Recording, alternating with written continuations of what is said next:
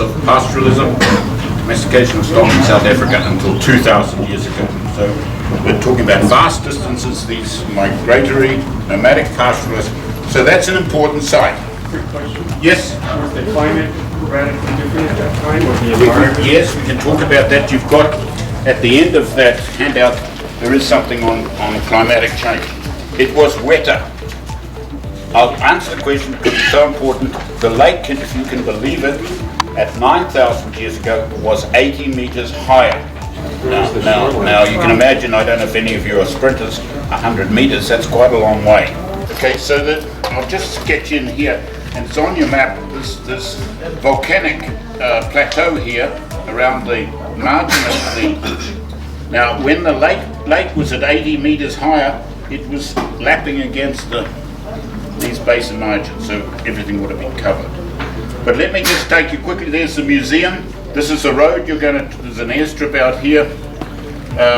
If you have time, there's a fossil crocodile and tortoise. Those are the doors are open. They're available for you to get inside. Then there's a really nice, complete fossil elephant. All these sites date to about 2 million. Now there's a unique, but I think some of you have been to it, the petrified forest. The date on that is wrong, it's actually 12 million. This forest, at that time, almost the whole of Eastern Africa was covered by forest.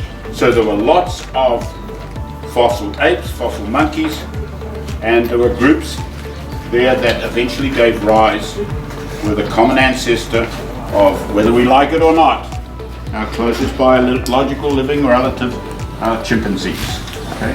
And they only differ in their DNA by a fraction. The common ancestor was probably living in Africa between 4 and 6 million years. Okay?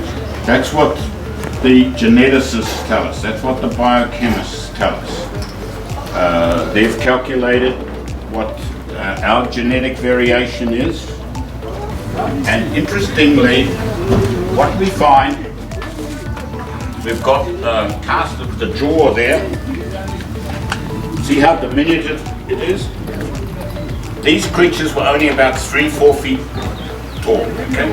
We were very small. Our ancestors were very small at that stage.